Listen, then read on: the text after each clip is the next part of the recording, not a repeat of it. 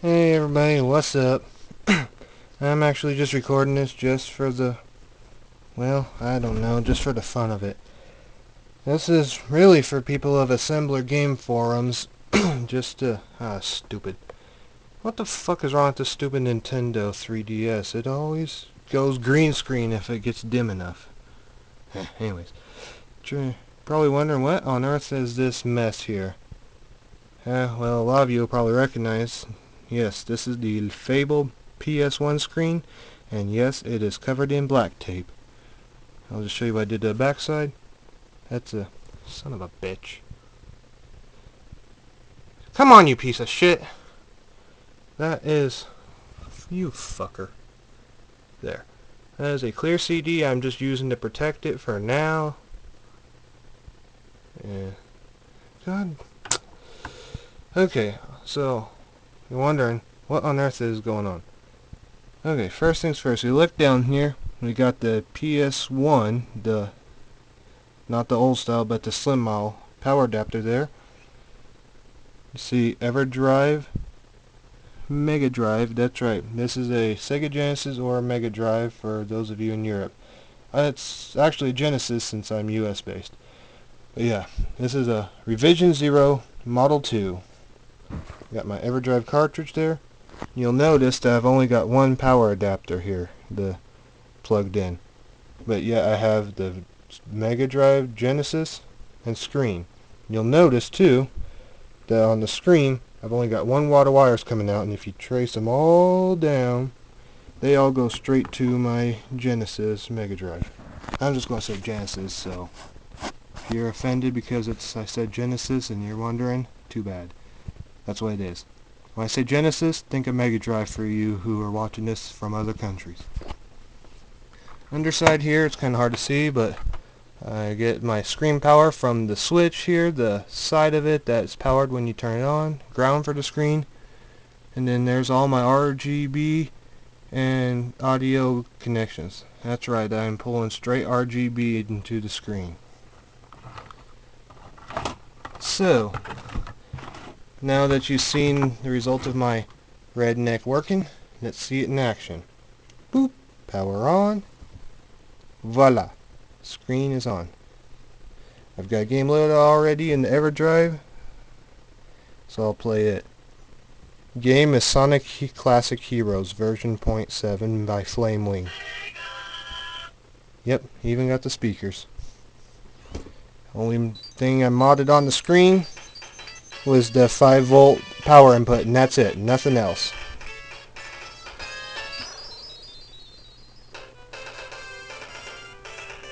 Screen looks like it's centered at the moment, huh? Oh well, let's start a game.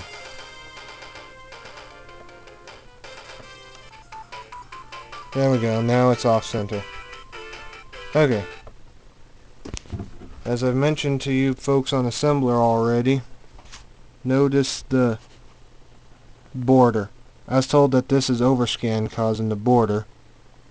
But wait, it doesn't. But what I'm still pondering is why do I have more border here and, whoa, less border down here? And also, I don't know if you'll be able to see it or not. There. Come on. You got a good glimpse of it for a moment there. I don't know why this thing is refusing. It just refuses to. Come on. Right there. You can see that garbage down there. I was told that that's because of a hardware glitch within the Genesis hardware. And I guess that the glitch shows up even when you pull the straight RGB video unencoded out. But otherwise, it's hard to tell. It's my camera, I guess. I don't know why. But the quality is phenomenal despite being just straight RGB with no pull down resistors or nothing on the C-Sync lines or clean up at all. I mean, it's just a straight video out. Nothing in the line.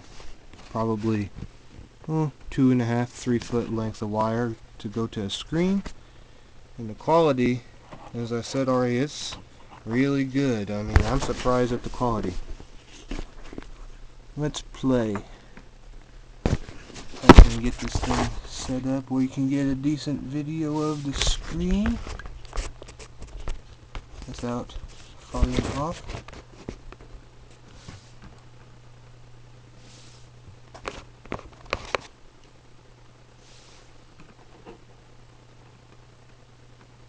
Okay, here we go. Oops, I reset.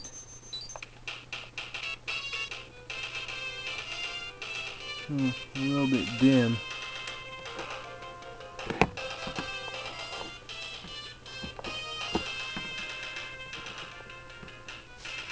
Good enough. Show my mad skills.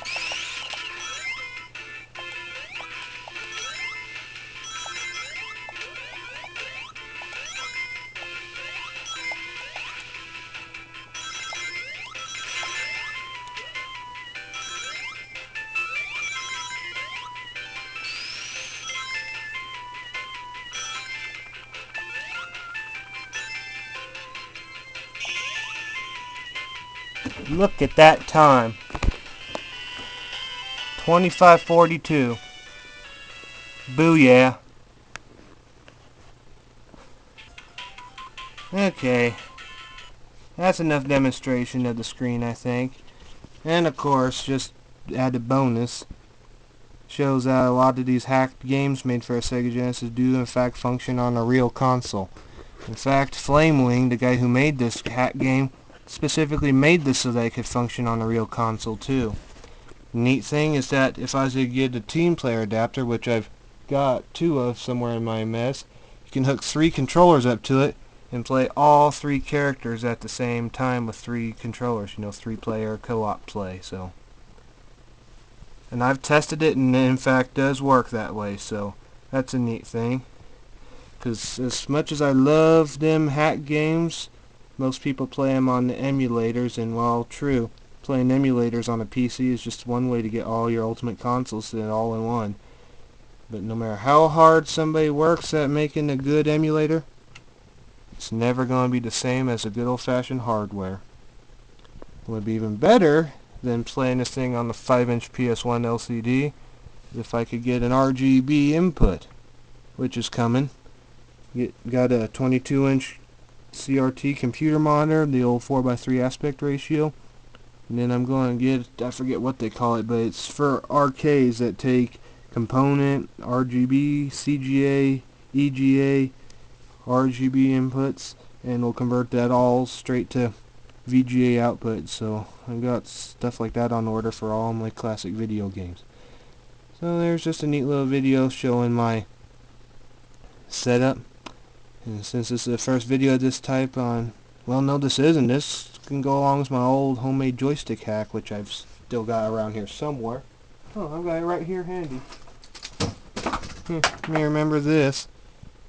Anybody want this behemoth of a thing? Give me a message. Whether it be you on YouTube or here at Assembler or over at Assembler I made this for. You want it, you can have it. It's a fully functional 3-button homemade joystick. Black button start.